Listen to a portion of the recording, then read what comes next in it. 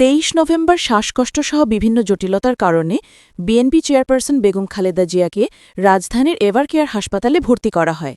চিকিৎসকের তত্ত্বাবধানে তার শারীরিক অবস্থার অবনতি দেখা দিলে তাকে সিসিইউতে স্থানান্তর করা হয়। চিকিৎসা চলাকালীন সময়েই সামাজিক যোগাযোগ মাধ্যমে নানা ধরনের দাবি ছড়িয়ে পড়তে থাকে। কয়েকটি পোস্টে বলা হয় বেগম খালেদা জিয়া নাকি মারা গেছেন এবং অন্তর্বর্তীকালীন সরকার গণমাধ্যমগুলোকে তার মৃত্যুর সংবাদ প্রকাশে বাধা দিচ্ছে। এ ধরনের পোস্ট মন্তব্য দ্রুত ছড়িয়ে পড়ে, অনেকে বিষয়টি সত্য ধরে শেয়ার করতে থাকে, অনেকেই বিভ্রান্ত হয়ে পড়েন এবং উদ্বেগ তৈরি হয়। তবে এই দাবিগুলো সত্য কিনা তা যাচাই করতে ফ্যাক্ট চেক টিম অনুসন্ধান শুরু করে। তাদের তদন্তে দেখা যায় এই খবরের কোনো নির্ভরযোগ্য উৎস নেই, না কোনো জাতীয় গণমাধ্যম, না চিকিৎসকের কোনো বক্তব্য। কোথাও এমন তথ্য পাওয়া যায়নি যে খালেদা জিয়া মারা গেছেন, বরং চিকিৎসা সূত্রে জানা যায় তিনি চিকিৎসা নিচ্ছেন এবং তার অবস্থা নিয়ে নিয়মিত পর্যবেক্ষণ চলছে। এ বিষয়ে অনুসন্ধান করতে গিয়ে দেখা যায় কয়েকটি ফেসবুক পোস্টের মন্তব্যের ঘরে একটি ওয়েবসাইটের লিঙ্ক শেয়ার করা হয়েছে। সেই সাইটে বলা হয় ২৮ নভেম্বর রাত ১২:২৫ তিনি নাকি মৃত্যুবরণ করেছেন এবং একজন নাম প্রকাশে অনিচ্ছুক হাসপাতাল কর্মকর্তার উদ্ধৃতি দিয়ে খবরটি প্রকাশ করা হয়।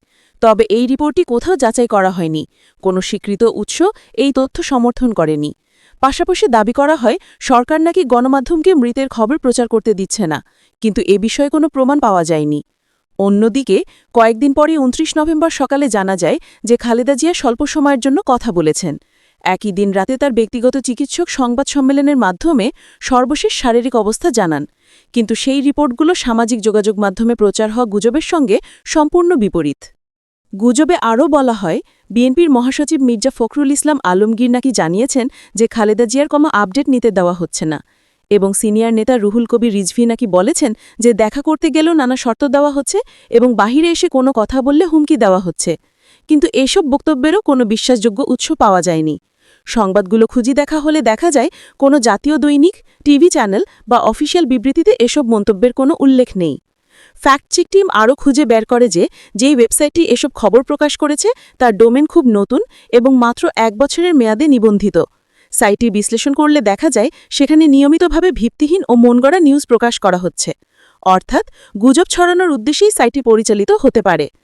সব দিক বিবেচনা করলে দেখা যায় বেগম খালেদা জিয়ার মৃত্যুর দাবিটি সম্পূর্ণ গুজব এবং সরকার সংবাদ প্রকাশে বাধা দিচ্ছে এই দাবিটিও ভিত্তিহীন। কোনো তথ্য প্রমাণ ছাড়া এমন ভুয়া খবর প্রচার করা হচ্ছে এবং তা দ্রুত সামাজিক মাধ্যমে ভাইরাল হয়ে মানুষকে বিভ্রান্ত করছে। গুরুত্বপূর্ণ বিষয় হল একজন দেশের শীর্ষ রাজনৈতিক নেত্রী যিনি হাসপাতালে চিকিৎসাধীন, তাকে নিয়ে এই ধরনের গুজব ছড়ানো শুধু অমানবিকই নয়, জাতীয়ভাবেও বিভ্রান্তিকর। তাই কোনো তথ্য শেয়ার করার আগে তা যাচাই করা অত্যন্ত জরুরি। সামাজিক যোগাযোগ মাধ্যম কখনোই সত্যের একমাত্র উৎস নয়। সত্য জানতে হলে আমাদের নির্ভর করতে হবে দায়িত্বশীল গণমাধ্যম, চিকিৎসকের ব্রিফিং এবং যাচাই করা নিরাপদ সূত্রের উপর। সুতরাং বিএনপি চেয়ারপারসন বেগম খালেদা জিয়ার মৃত্যু নিয়ে যে দাবি সামাজিক মাধ্যমে প্রচার করা হয়েছে তা সম্পূর্ণ মিথ্যা এবং সরকার সংবাদ প্রকাশে বাধা দিচ্ছে এই দাবিও ভিত্তিহীন। সবাইকে গুজব থেকে সতর্ক থাকার অনুরোধ রইল।